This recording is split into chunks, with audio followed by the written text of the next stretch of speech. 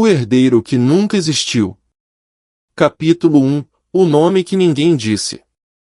A leitura do testamento aconteceu numa tarde sem vento, dentro de um salão abafado, onde as cortinas pesadas pareciam guardar o ar dos mortos. O advogado pigarreava, ajeitando os óculos e as pilhas de papéis sobre a mesa de madeira escura. Ninguém falava. Os 3 filhos de Joaquim Ferreira, Eduardo, Helena e Rafaela, observavam cada movimento dele como quem aguarda o veredito de um crime. O patriarca morrera há apenas 10 dias, e a ausência dele ainda impregnava os móveis, as janelas, até o modo como a luz atravessava o ambiente. Joaquim fora um homem de autoridade incontestável. Dono de uma construtora que erguera metade das pontes e edifícios da região, era admirado e temido em igual medida. Seu nome estava gravado em placas de bronze, mas o que ele deixará para trás era mais pesado que qualquer estrutura de concreto. Eduardo, o primogênito, estava impaciente. Vestia o terno preto com a mesma precisão com que administrava números. Não olhava nos olhos de ninguém, apenas no relógio. Helena, a filha do meio, mantinha um semblante frio, o cabelo preso, o corpo rígido.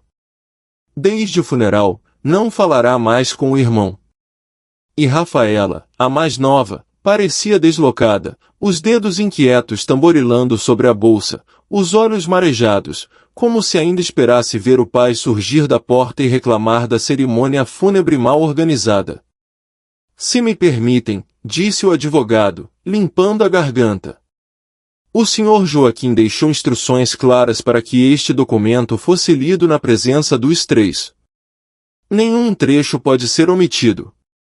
Eduardo balançou a cabeça, impaciente. Vamos direto ao ponto. O advogado começou.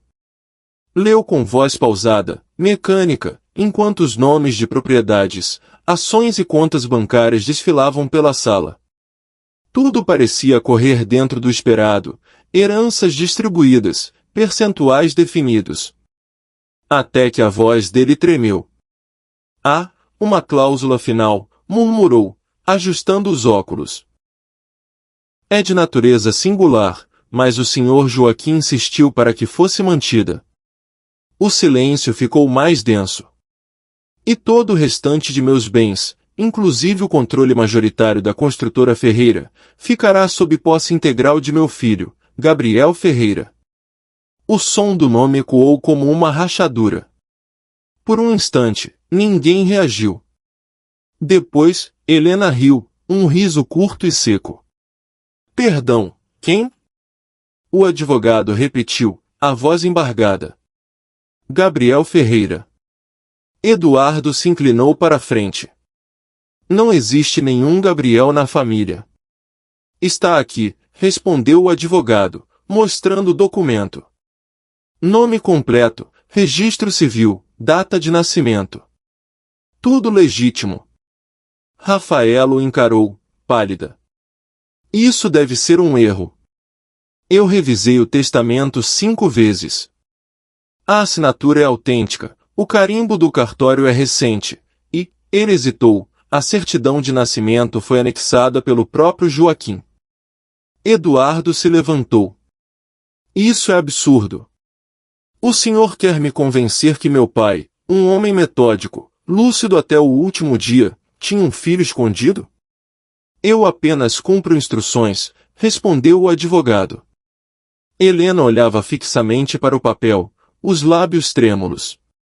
Gabriel Ferreira, repetiu baixinho, como se o nome tivesse gosto de ferrugem. Parece inventado. Acredite, senhora Helena, disse o advogado. Inventado ou não, ele agora é o herdeiro legítimo. O relógio da parede marcou o fim da tarde. A luz que entrava pela janela se tornará alaranjada e triste. Rafaela se levantou e começou a andar de um lado para o outro. Vocês lembram do que o pai dizia quando alguém perguntava se éramos só nós 3? Eduardo a olhou, irritado. Lá vem você com sentimentalismos. Ele dizia, o sangue que falta é o que sustenta a casa. Helena se virou lentamente. Você está dizendo que ele falava de outro filho? Não sei. Mas parecia sempre guardar algo. O advogado recolheu os papéis, inquieto. Há mais um detalhe, disse, hesitando. O Sr. Joaquim deixou uma última instrução. Que, caso o herdeiro apareça, seja marcada uma reunião de família, uma semana após a leitura. Eduardo cruzou os braços. E onde, exatamente, essa reunião deve acontecer? O advogado abriu um envelope menor e leu. Na casa onde tudo começou. Helena franziu a testa. A casa antiga? Sim. O endereço consta aqui, Estrada Velha 39. Rafaela sussurrou. Mas aquela casa foi abandonada há décadas. O advogado fechou a pasta. O Sr. Joaquim deixou ainda um bilhete, entregue à minha responsabilidade pessoal. Retirou um pequeno papel dobrado e o colocou sobre a mesa. Eduardo o abriu com desdém. Lia-se, em letra firme. Se chegarem a ler isto, é porque um nome precisa voltar à mesa. E todo nome, antes de ser herdado, deve ser lembrado. É uma brincadeira de mau gosto, disse Eduardo, levantando-se. Nada disso faz sentido. Mas Rafaela, em silêncio, observava o bilhete como quem decifra um presságio. O papel tinha uma mancha no canto inferior, algo que parecia sangue seco. Naquela noite, nenhum dos três dormiu. Eduardo revisava os contratos da construtora, procurando brechas.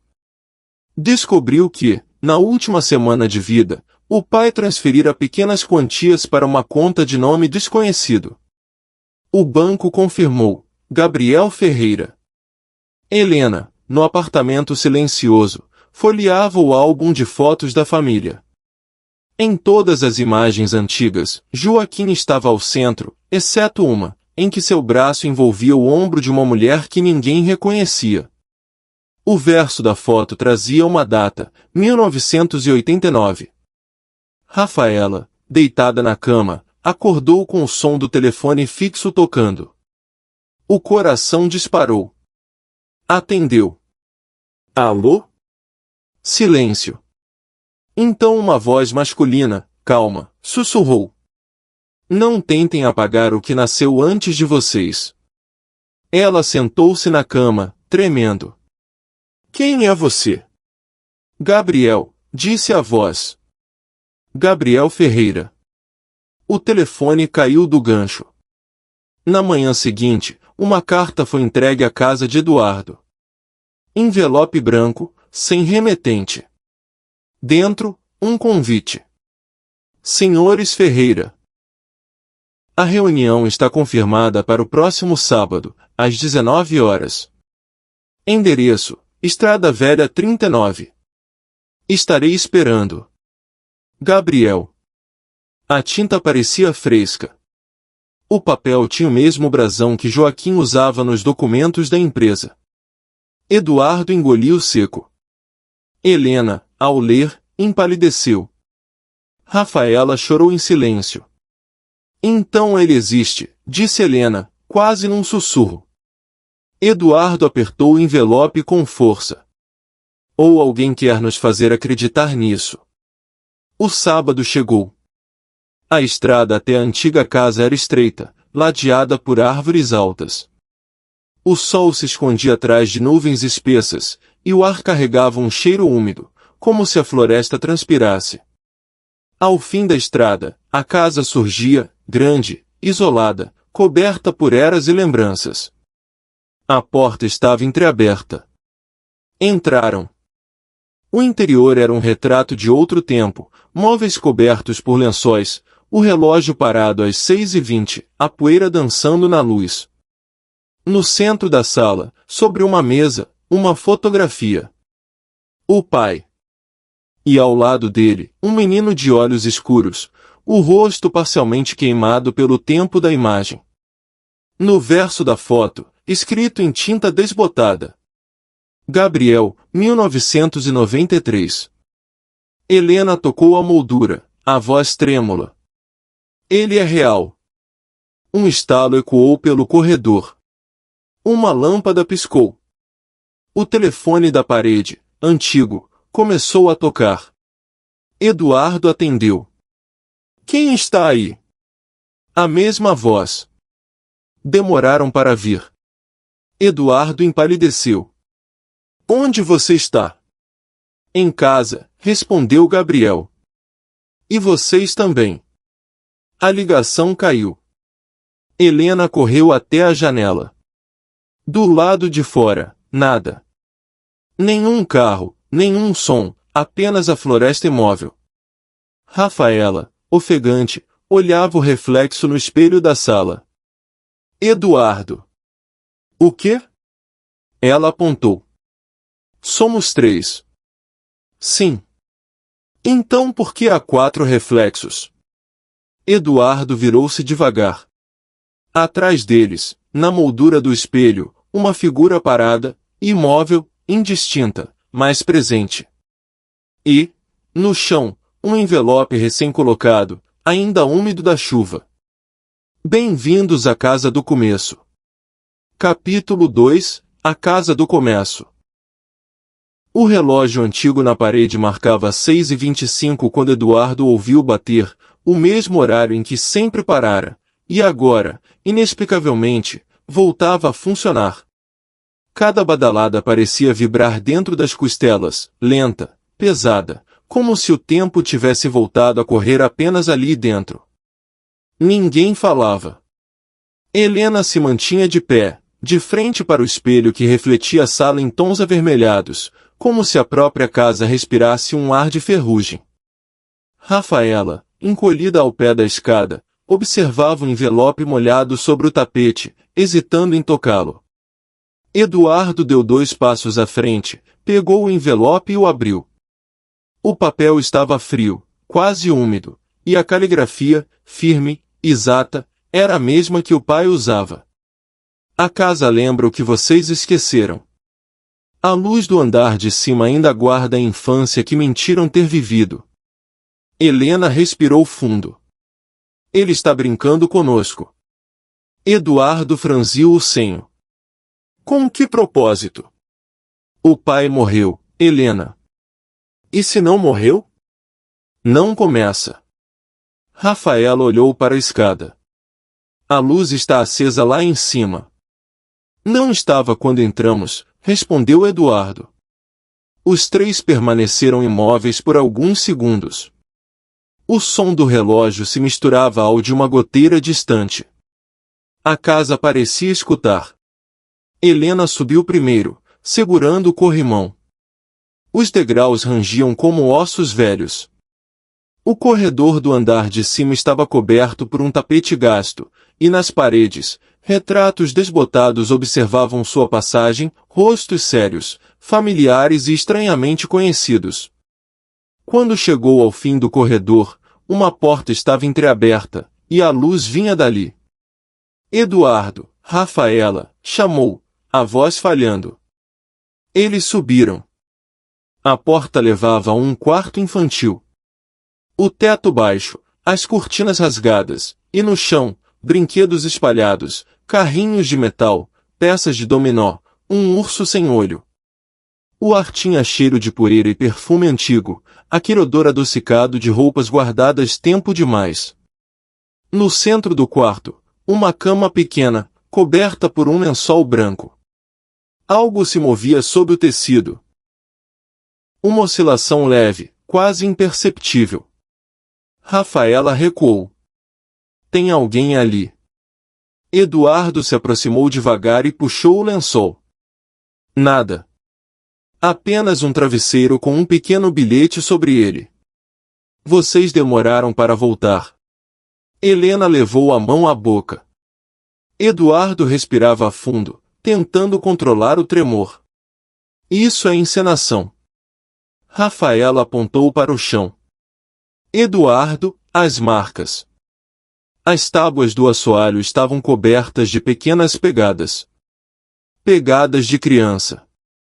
Um som metálico os fez virar, o toca-discos, encostado no canto do quarto, havia ligado sozinho.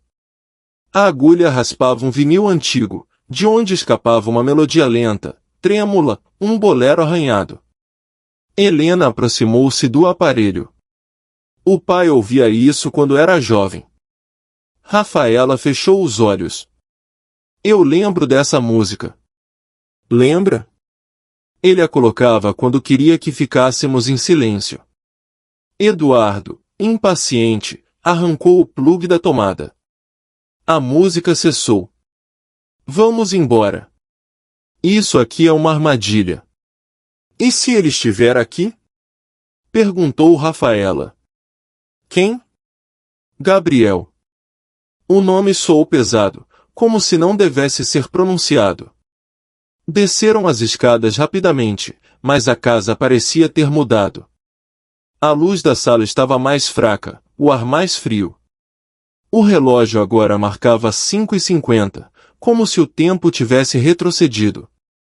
Eduardo caminhou até a janela.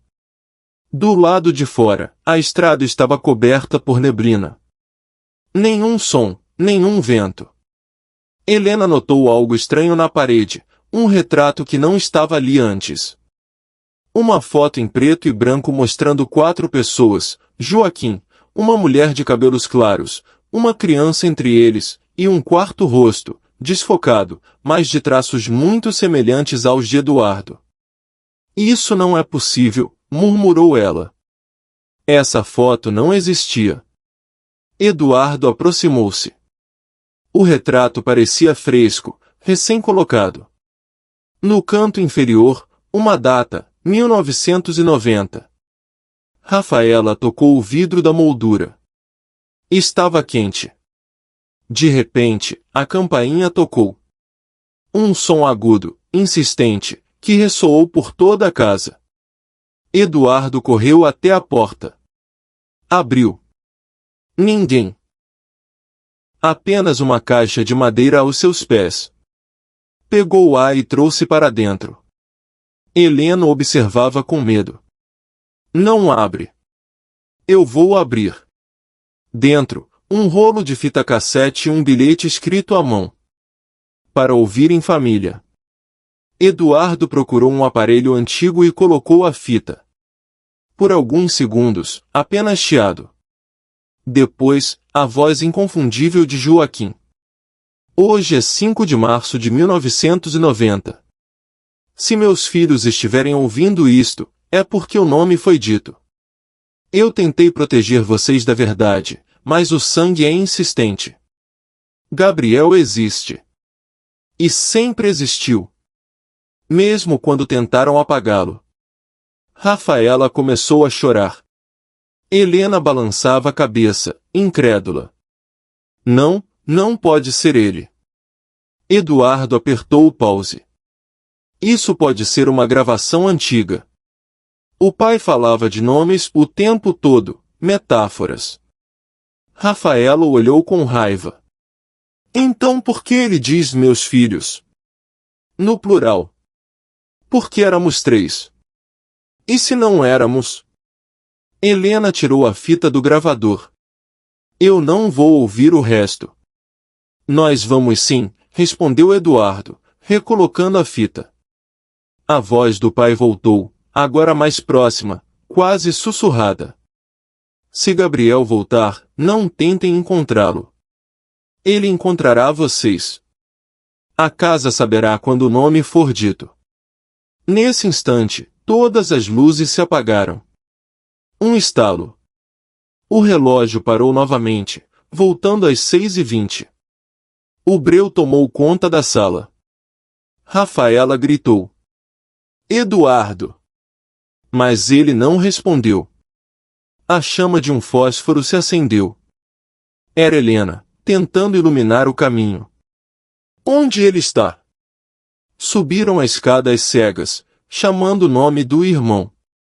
Nenhuma resposta. O corredor agora parecia mais longo, o tapete molhado, como se alguém houvesse andado com os pés sujos de lama. Quando chegaram ao quarto infantil, o toca-discos voltará a tocar, sozinho. A música girava em falso, um chiado ritmado. Eduardo estava de pé, diante do espelho, imóvel. Helena se aproximou. Eduardo? Ele virou o rosto devagar. Os olhos vidrados, a expressão ausente. Ele falou comigo. Rafaela o puxou. Quem? O pai. O espelho refletia agora 4 figuras nítidas. Uma delas, o reflexo à direita, era de um menino. O mesmo da fotografia. Helena gritou. O espelho rachou com um estalo seco, formando uma fenda que atravessava o rosto da criança refletida. Saíram da casa antes do amanhecer. O ar lá fora parecia mais leve, mas nada do que viram ficará realmente para trás. No carro, o silêncio era absoluto. Rafaela abraçava o bilhete da caixa, sem coragem de soltá-lo. Helena olhava para o espelho retrovisor, temendo ver algo que não estava lá. Eduardo, ao volante, tinha o olhar fixo na estrada. Nós não falamos disso com ninguém, disse. Nunca. E se ele nos procurar? Perguntou Rafaela. Ele já nos achou. Helena fechou os olhos. A casa sabia. O quê? Quando o nome foi dito. O sol nascia, pálido, dissolvendo a névoa. Mas dentro deles, o dia não amanhecia.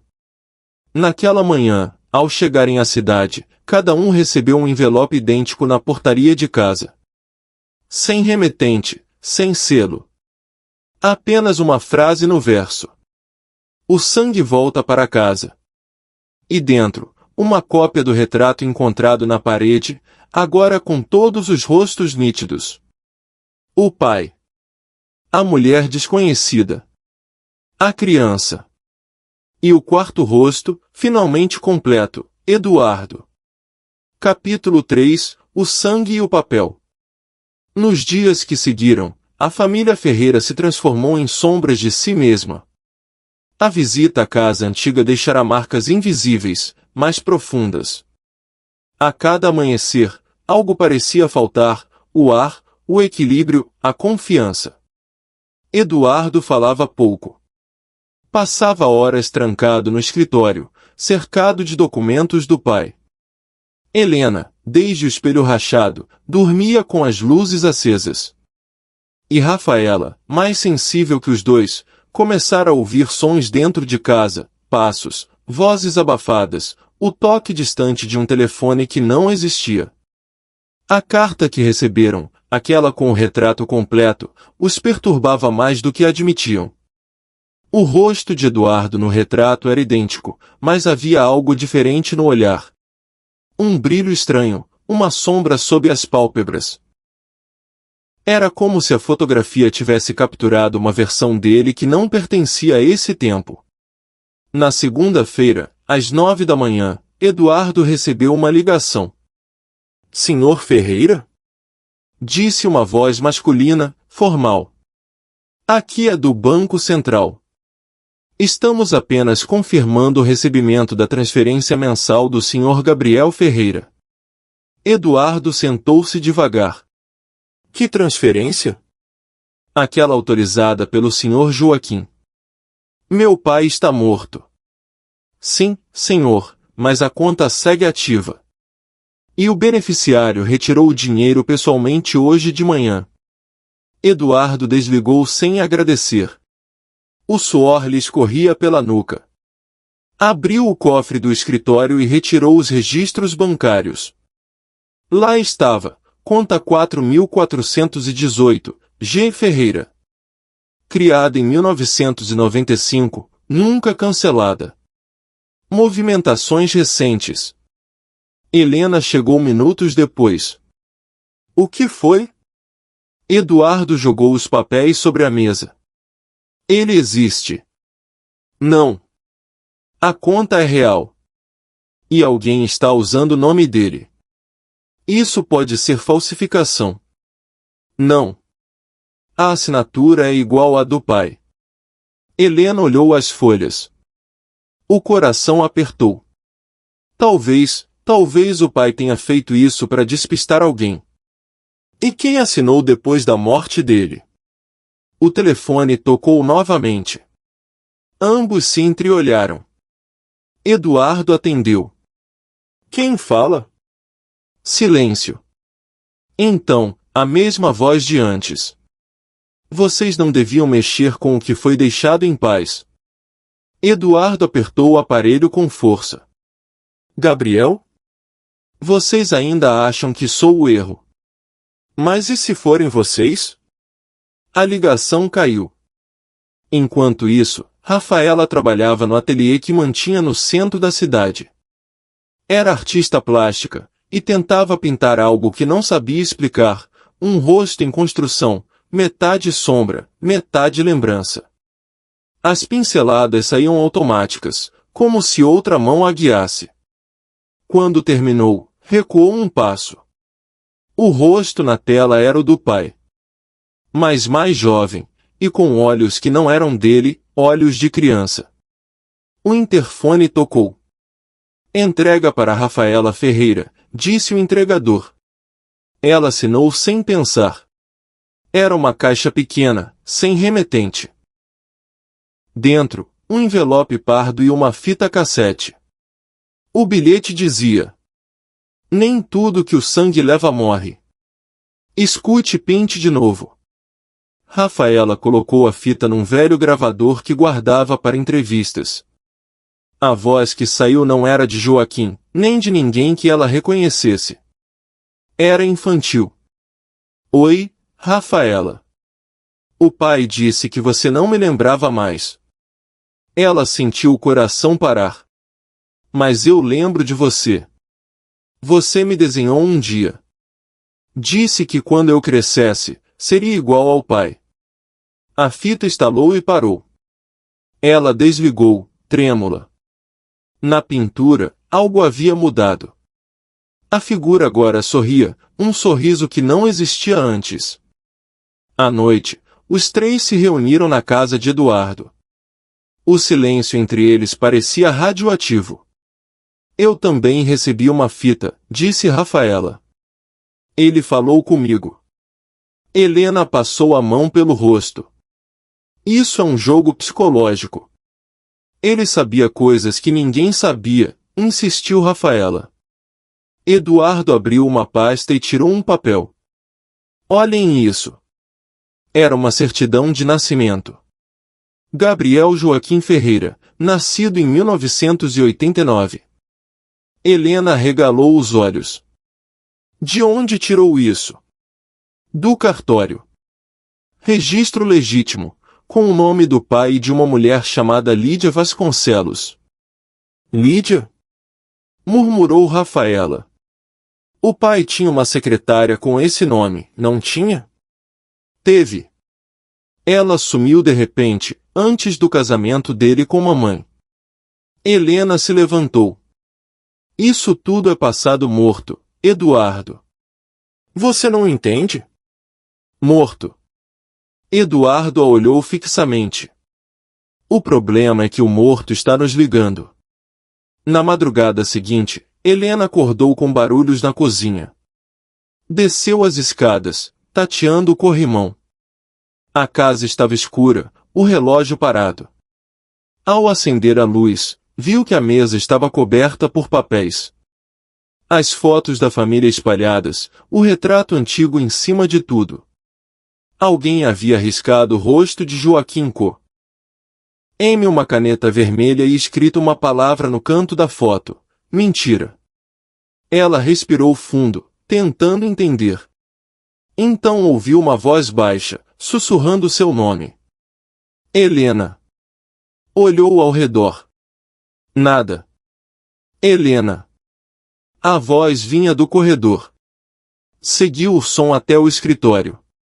A janela estava aberta, o vento soprava as cortinas. Sobre a escrivaninha, um envelope novo.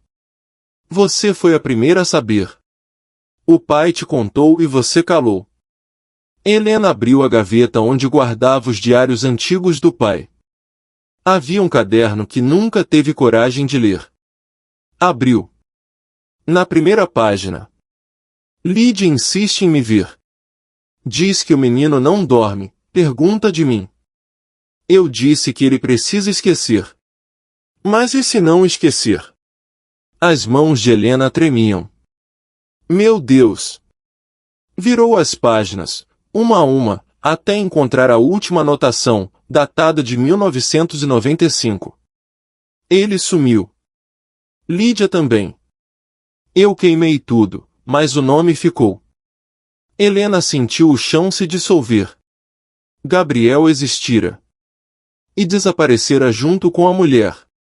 Na manhã seguinte, Eduardo recebeu a visita de um homem desconhecido, de paletó escuro e voz rouca. O senhor é filho de Joaquim Ferreira? Perguntou ele. Sou. Então o senhor precisa ver isso. O homem colocou sobre a mesa uma pasta com fotos em preto e branco. Crianças no orfanato, uniformes antigos, olhares vazios. Essas fotos foram tiradas em 1995. O orfanato foi fechado um ano depois. Um dos meninos foi registrado como Gabriel Ferreira. Mas nenhum registro de adoção foi encontrado. Ele simplesmente desapareceu. Eduardo folheou as imagens até parar numa delas. O menino da foto tinha uns 6 anos. Cabelos escuros, olhar fixo, o mesmo sorriso do pai. Atrás da foto, alguém escrevera a lápis, ele volta quando o sangue chama. Quem lhe deu isso?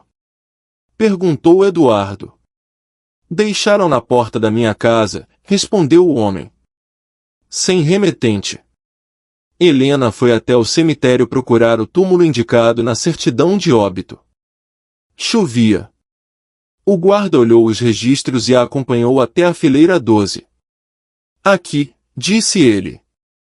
Jazigo 45. Mas o túmulo estava vazio. O tampo de mármore removido, e dentro, apenas terra seca. No chão, um pedaço de fita cassete quebrada e uma etiqueta suja com o nome Gabriel. Helena ajoelhou-se. O que você quer de nós? Murmurou. O vento soprou forte, trazendo um papel que se grudou à lápide. Ela o puxou, e leu, em letras borradas. Você mentiu primeiro. À noite, Rafaela voltou ao ateliê e encontrou a pintura modificada novamente. Agora havia 2 figuras no quadro. Um menino e alguém por trás dele, uma sombra indistinta, como se a tela tivesse absorvido uma nova imagem. No canto inferior, algo escrito a tinta vermelha, não pinte o que não lembra. Ela gritou. O quadro caiu e o vidro estilhaçou. No reflexo dos cacos, o menino sorria. Enquanto isso, Eduardo sentava-se no escritório, encarando a foto do orfanato. O telefone tocou. Ele atendeu. O que você quer? A voz respondeu, calma. Nada que já não seja meu. Se é dinheiro, você pode ter tudo. Eu não quero o que o pai deixou. Quero o que ele tirou. O quê? Silêncio. Depois, a voz voltou. O nome. A linha caiu. Na manhã seguinte, um envelope foi deixado sob a porta de cada um. Dentro, um pedaço de certidão recortada, o nome Gabriel riscado com tinta vermelha, e uma nova frase, idêntica em todos. O sangue e o papel nunca mentem. As pessoas sim. Helena ligou para Eduardo. Ele está nos caçando. Não. Disse ele, olhando pela janela. Ele está voltando para casa. E, na rua, do outro lado, um homem parado observava o prédio. Rosto indistinto, mas familiar. Fumava devagar, com a mesma calma de Joaquim. Naquela noite, quando o relógio marcou 6h20, em cada uma das casas dos irmãos, o telefone tocou ao mesmo tempo. 3 toques. 3 vozes ao fundo. E uma mensagem única, dita em uníssono. Vocês mataram o errado. O silêncio que seguiu pareceu durar uma vida inteira. Capítulo 4. O herdeiro invisível. O outono chegou trazendo um frio de dentro para fora. As árvores ao redor da cidade pareciam murchar com o mesmo silêncio que agora habitava os três irmãos. A morte de Joaquim, antes um luto previsível, transformará-se em uma ferida que não cicatrizava, uma ferida que sussurrava nomes. Cada um deles, à sua maneira, tentava retomar a vida.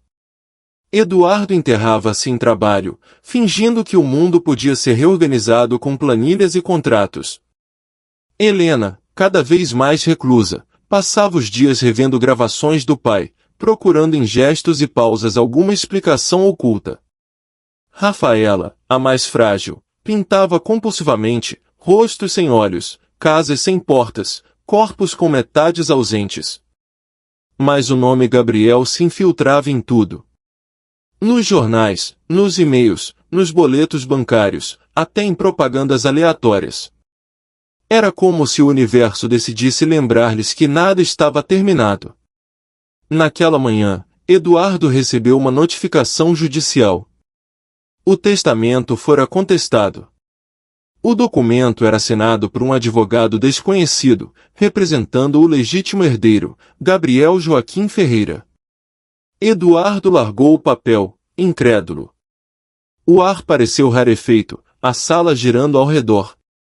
Ligou imediatamente para Helena. Ele entrou com um processo. Quem?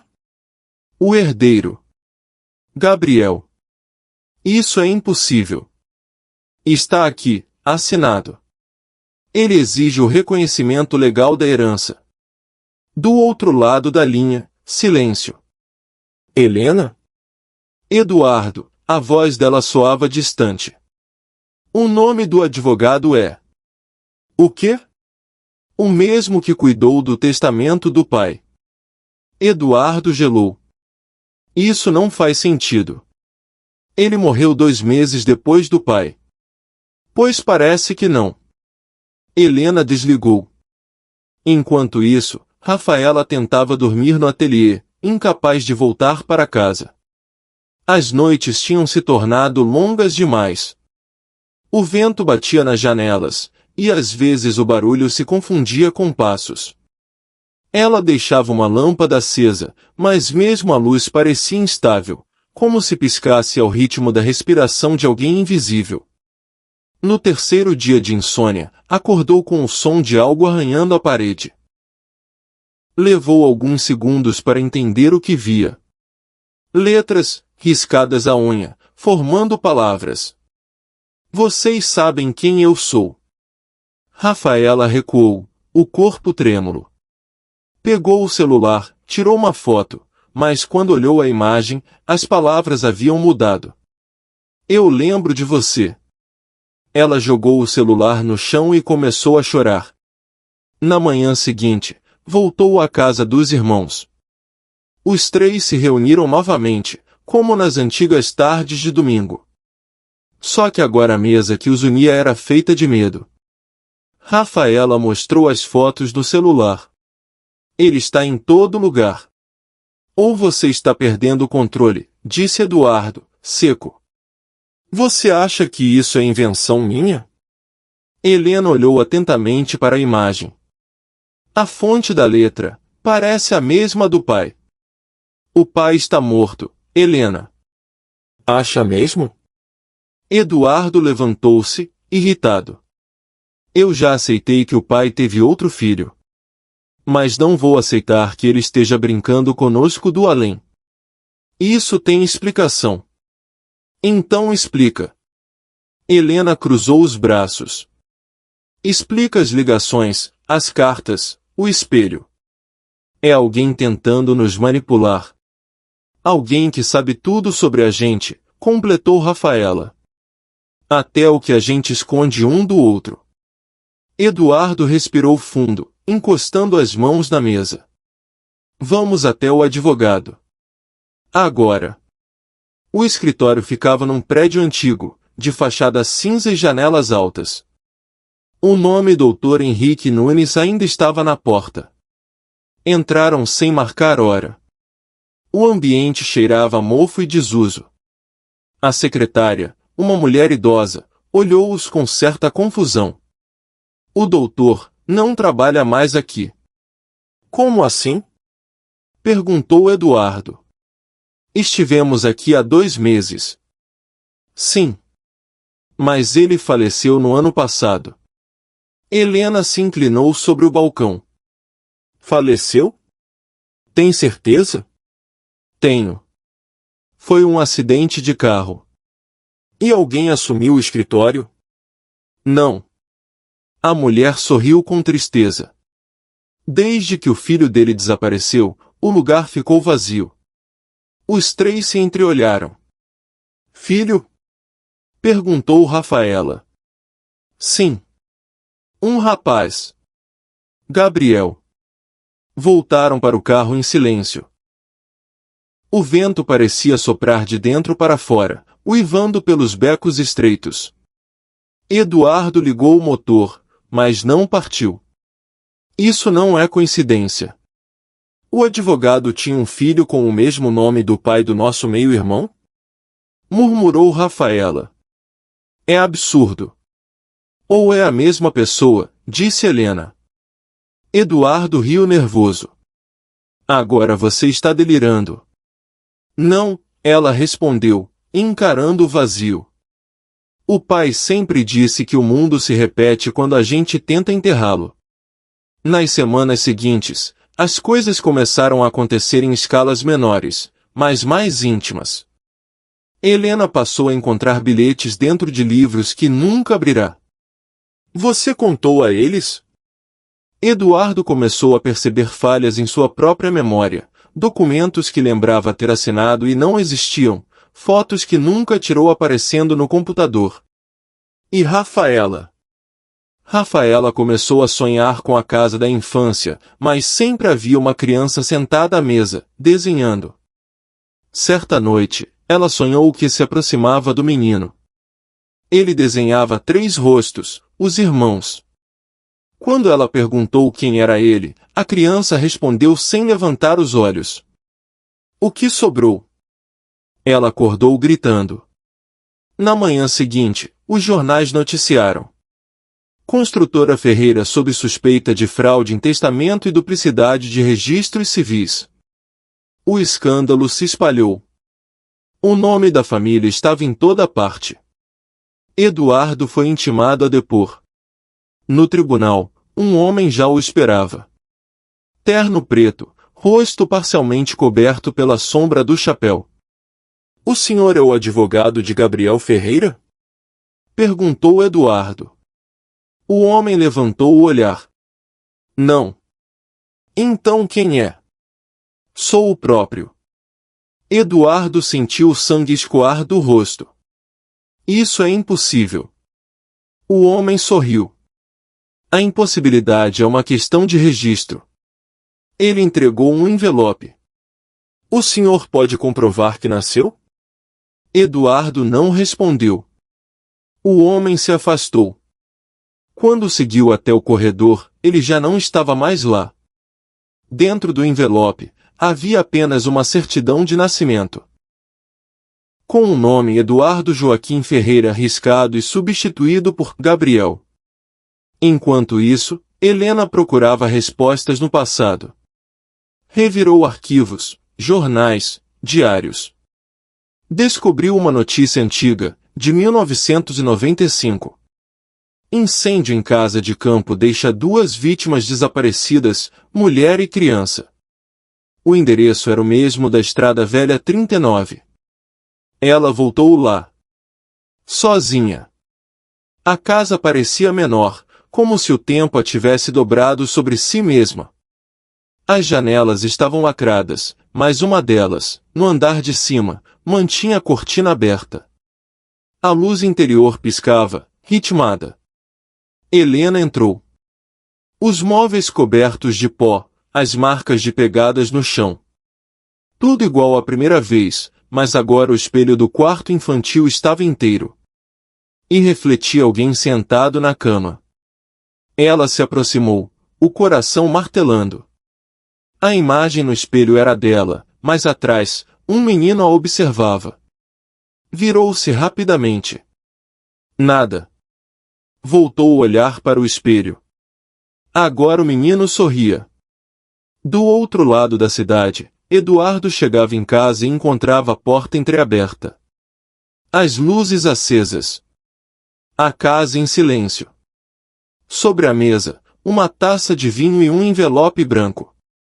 Dentro, uma folha datilografada.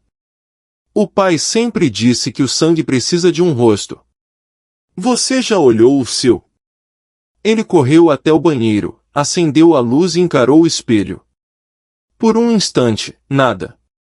Depois, lentamente, o reflexo sorriu, mas ele não.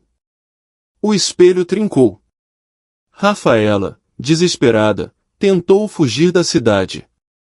Arrumou malas, pegou a estrada, dirigiu por horas. No rádio, estática. Depois, uma voz. Rafaela. Ela olhou para o painel. Você vai deixar o irmão sozinho? Ela desligou o rádio, mas a voz continuou, agora vinda do banco de trás. Olhou pelo retrovisor. Um menino sentado, quieto, com os olhos de Joaquim.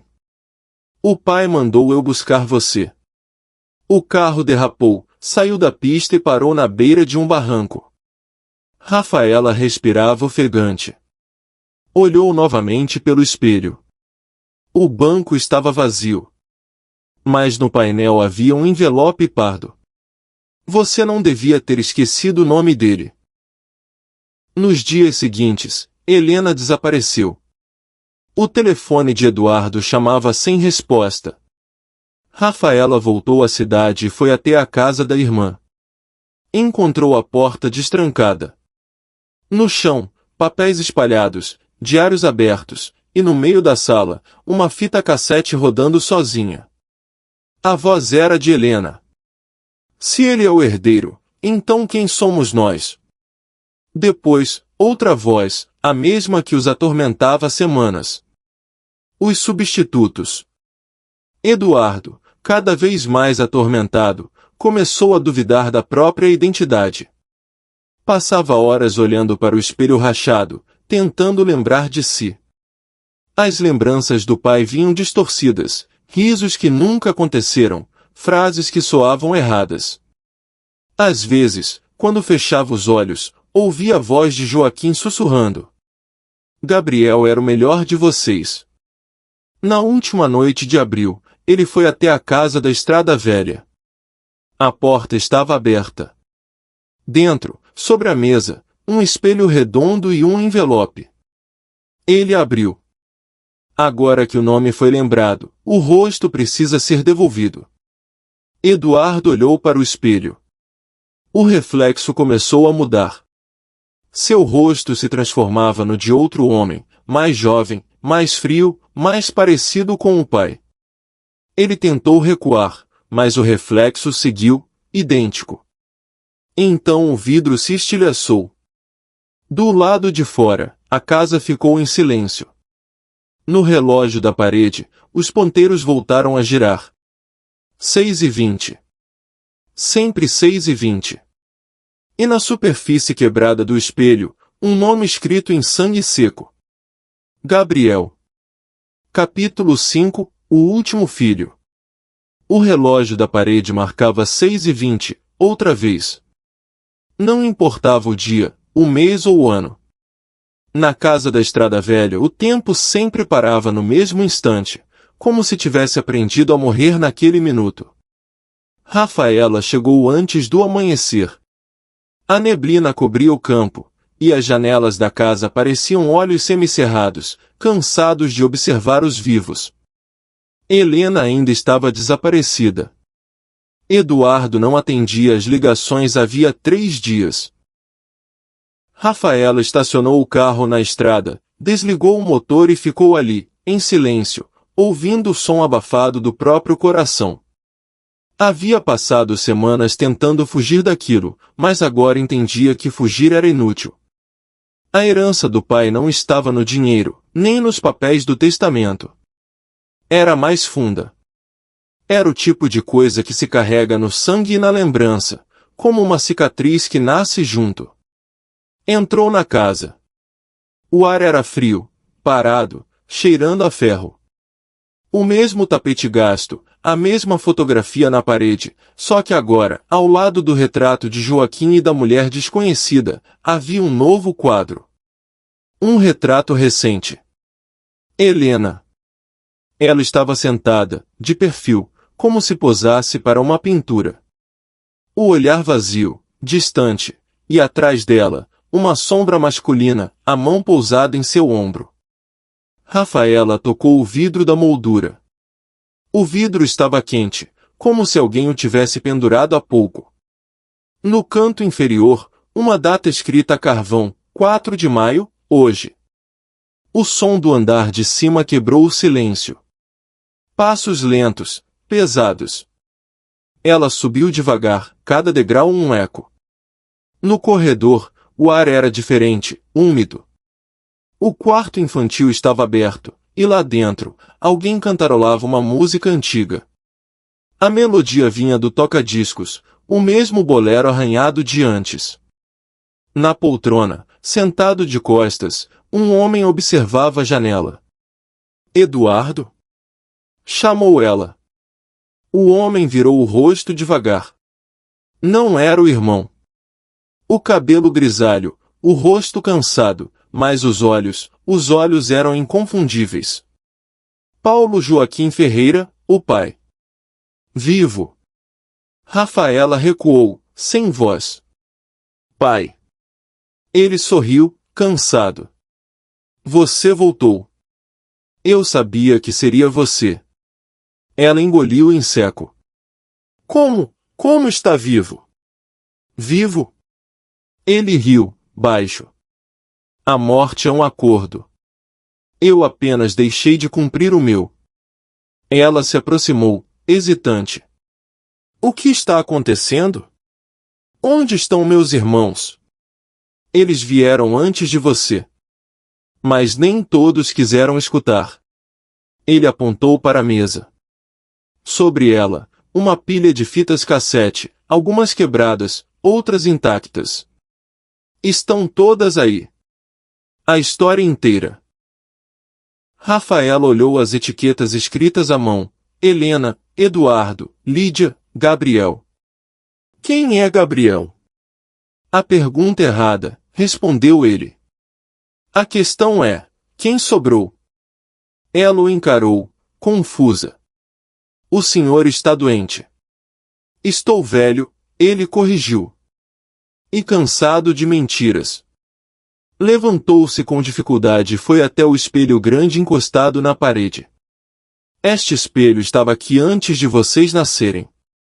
Ele passou a mão pela superfície embaçada.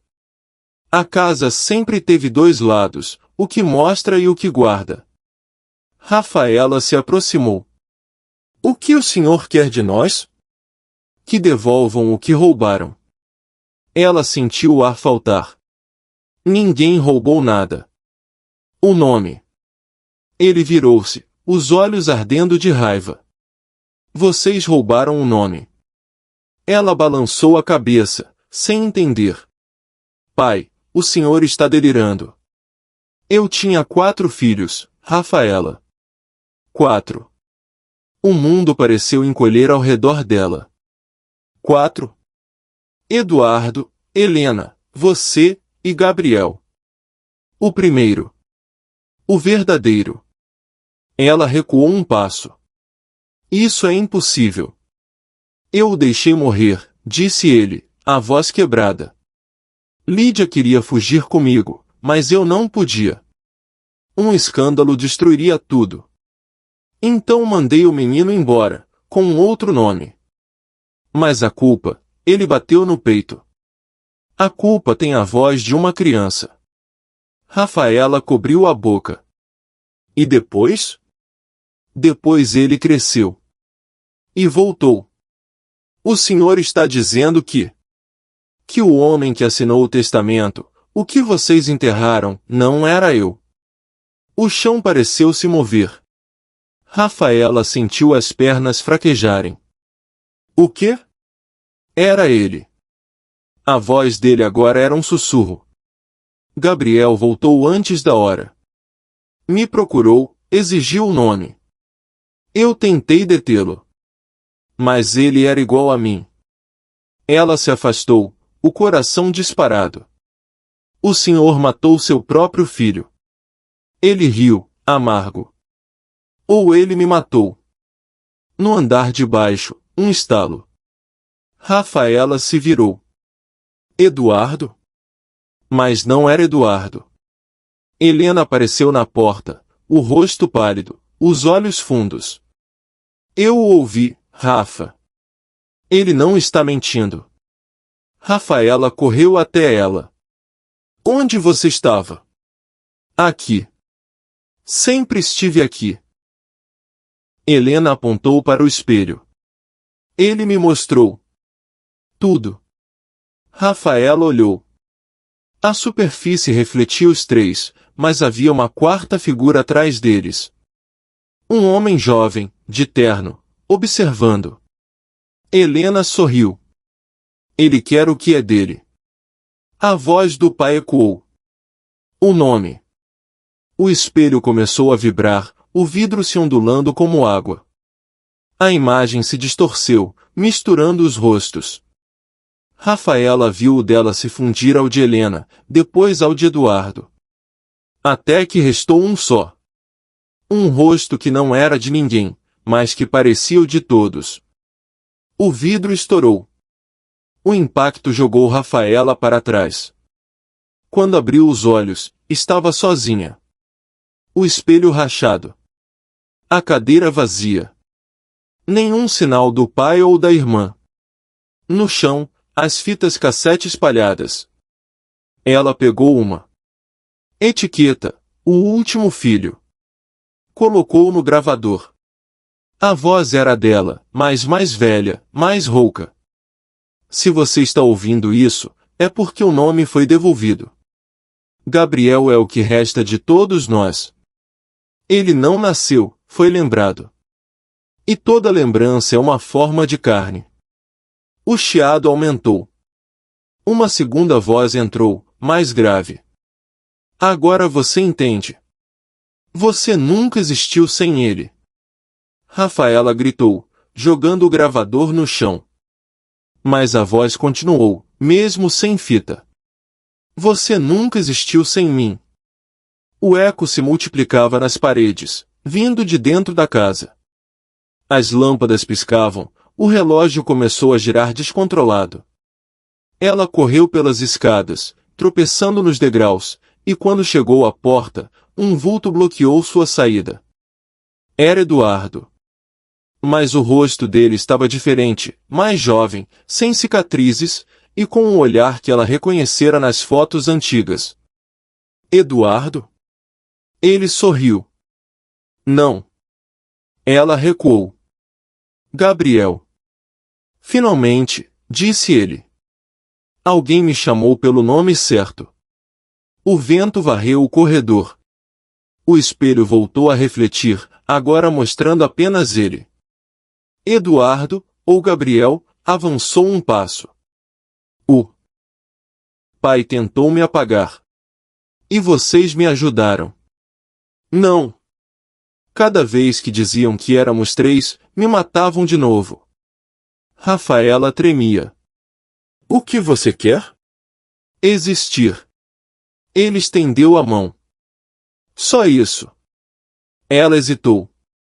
O ar estava denso, as paredes pareciam pulsar. O retrato na parede se alterava lentamente, o rosto do pai desbotando, o de Gabriel ganhando nitidez. Deixa eu voltar para casa, disse ele, com calma. Rafaela sentiu lágrimas quentes escorrerem. Se eu deixar, o que acontece com a gente? Vocês descansam. O relógio bateu 6h20. Ela fechou os olhos. Quando os abriu, estava sozinha diante do espelho. O reflexo não era mais o seu. Era o de Gabriel. Dias depois, a casa foi encontrada vazia. Nenhum sinal dos irmãos. A polícia concluiu que a família Ferreira havia desaparecido misteriosamente, deixando apenas fragmentos de fitas, papéis e retratos de rostos misturados. O testamento foi anulado. A empresa, dissolvida. Mas o nome Gabriel Ferreira apareceu registrado novamente nos documentos oficiais, com data de nascimento alterada para 1989 e endereço atualizado, Estrada Velha 39. Meses se passaram. A cidade esqueceu o escândalo, como sempre esquece. Um novo comprador adquiriu a casa. Um homem solitário, de semblante tranquilo e voz pausada. Os vizinhos o viam passear pela varanda ao entardecer, fumando lentamente, às vezes conversando sozinho. Quando perguntavam o nome, ele sorria. Gabriel. Certa tarde, o carteiro lhe entregou um envelope antigo, com o selo desbotado. Ele o abriu e leu a carta com calma. A herança não é o dinheiro, é o nome. O nome que ninguém disse, mas que todos carregaram. Quando alguém lembrar de nós, a casa acenderá de novo. Joaquim Ferreira. O homem dobrou o papel, colocou-o sobre a mesa e olhou o espelho pendurado na parede. O reflexo mostrava 4 pessoas. Ele sorriu. O relógio da sala marcou 6h20. E, ao fundo, o toca-discos começou a girar sozinho, tocando o mesmo bolero antigo que nunca parava. Epílogo breve, o nome escrito de novo. Anos depois, arqueólogos urbanos que estudavam ruínas do interior encontraram uma casa parcialmente enterrada sob a vegetação. Dentro, um espelho rachado e uma placa de cobre coberta de ferrugem. As letras gravadas ainda eram legíveis. Aqui moram os Ferreira. Eduardo, Helena, Rafaela, e o que restava deles. Quando tentaram remover a placa, o chão vibrou, e um estalo ecoou, o som de um relógio voltando a andar. 6h20. E então, do espelho, um sussurro. O nome foi dito de novo. Epílogo, a carta que fecha a porta. O investigador aposentado chamava-se Mauro e tinha o hábito de conversar com arquivos como se fossem gente.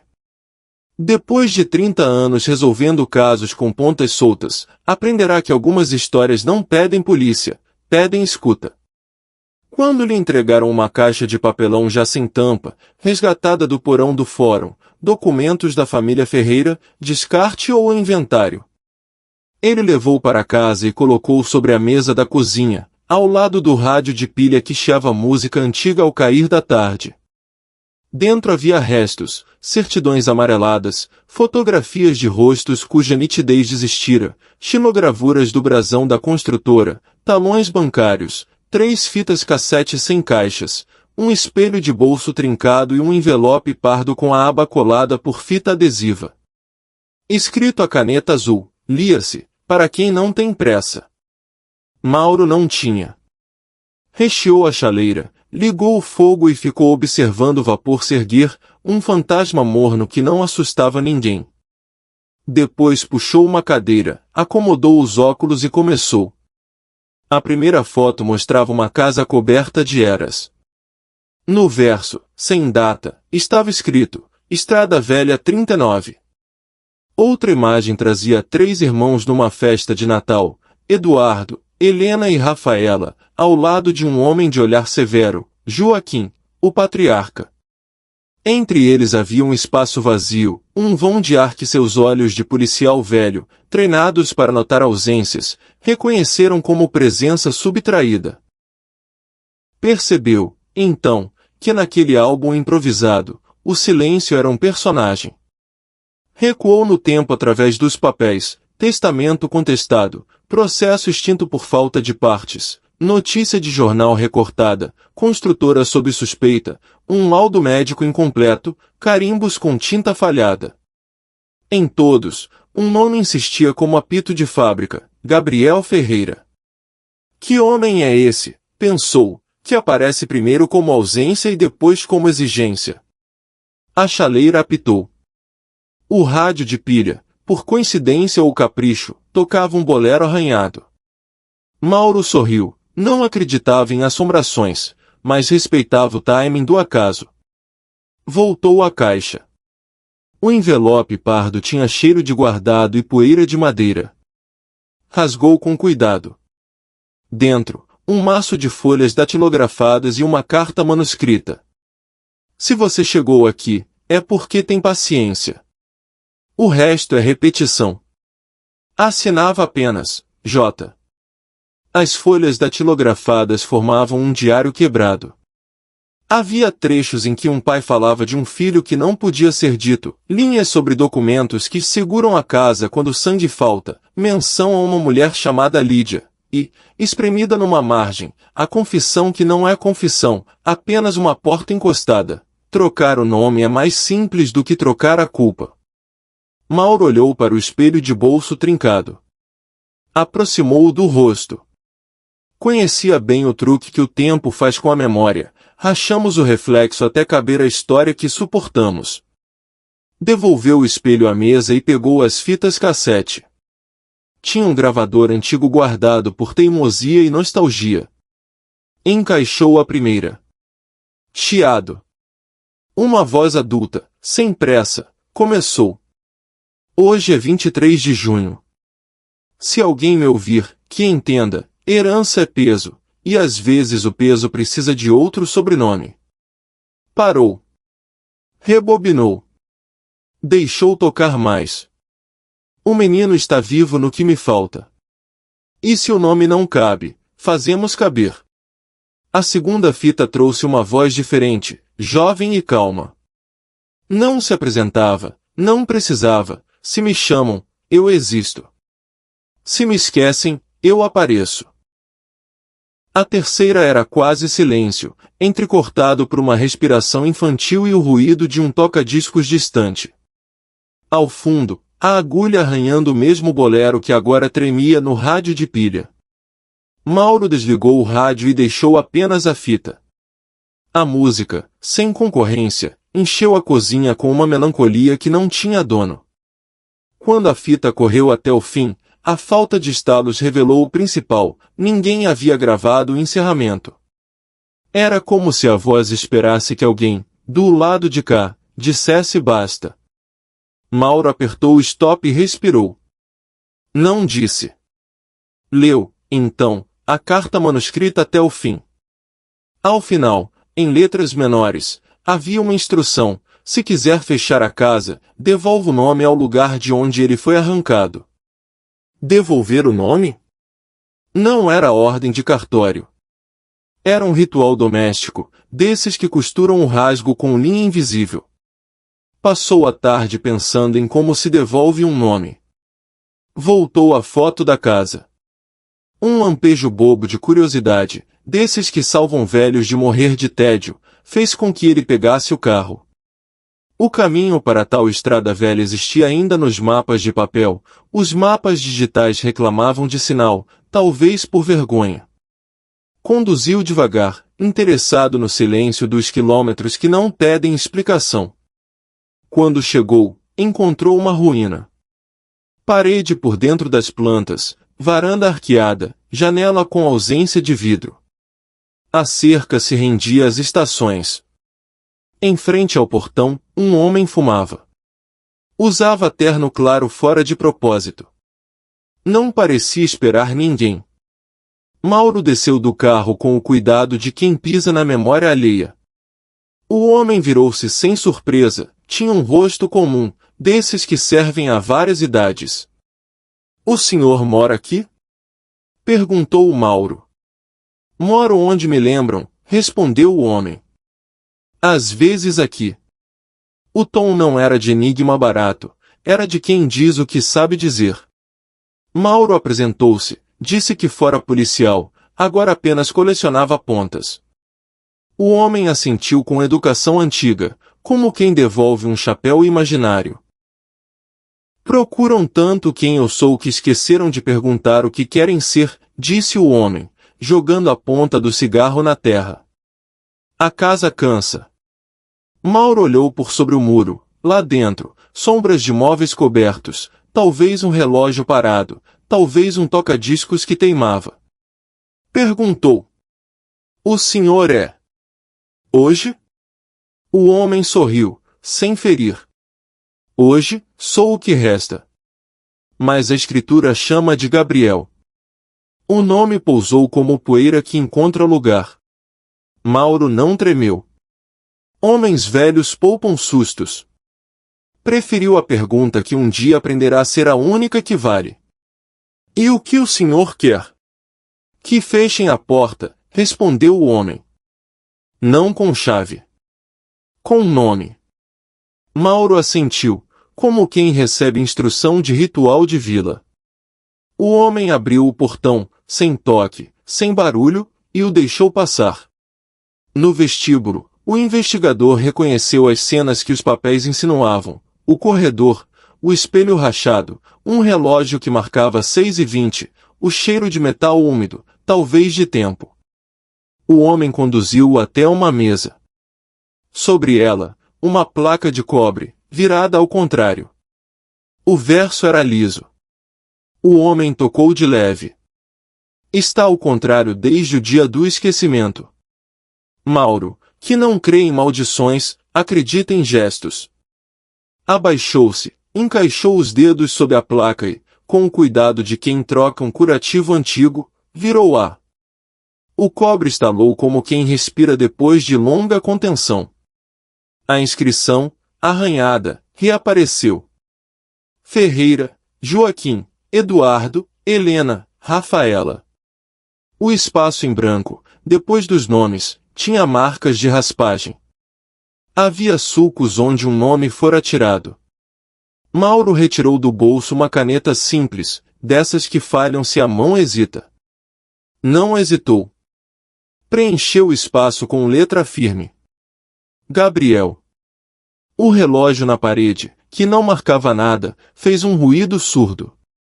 A casa respirou, literalmente, as cortinas inflaram, um vento sem origem atravessou o corredor, o bolero, vindo de fonte nenhuma, tocou uma vez apenas, um acorde e silêncio, como se a charada aceitasse a solução e pedisse descanso.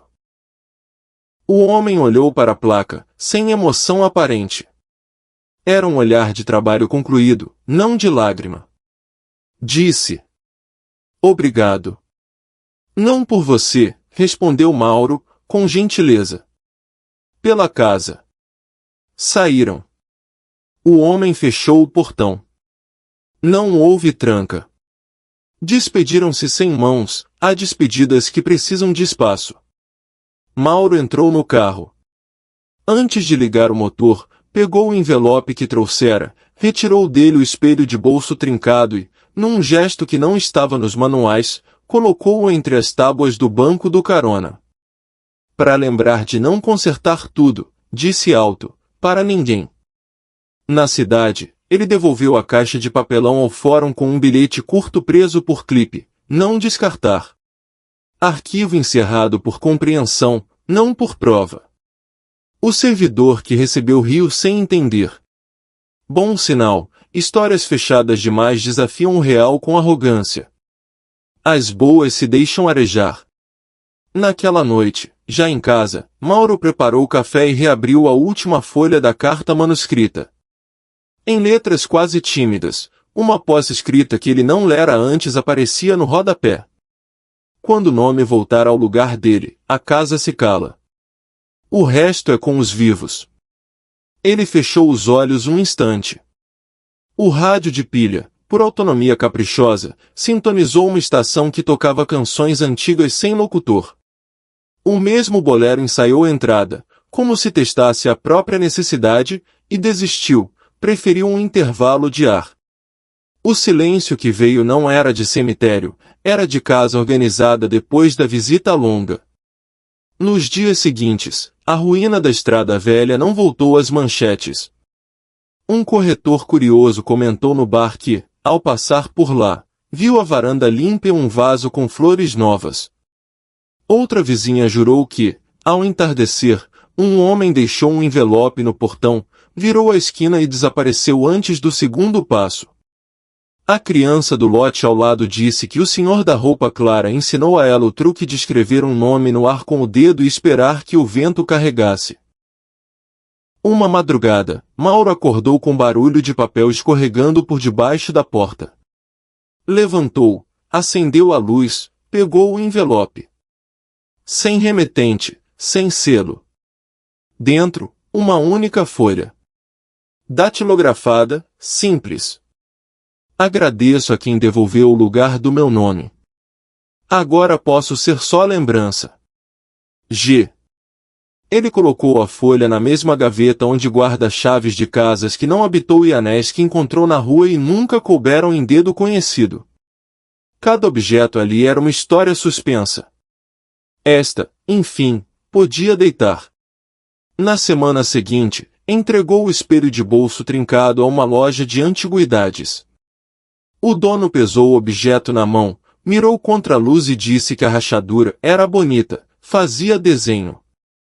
Mauro concordou. Rachaduras são linhas do tempo visível. Quanto aos papéis oficiais, as pessoas que precisam deles fizeram o que sempre fazem, registraram. A construtora virou pó em linguagem jurídica, o testamento se arquivou sob a rubrica adequada, os nomes foram enfim escritos com letras suficientes para caberem em certidões sem margem. Mas quem passa pela curva da estrada e vê as eras abraçando a parede não precisa de papel para reconhecer que a casa prendeu a dormir.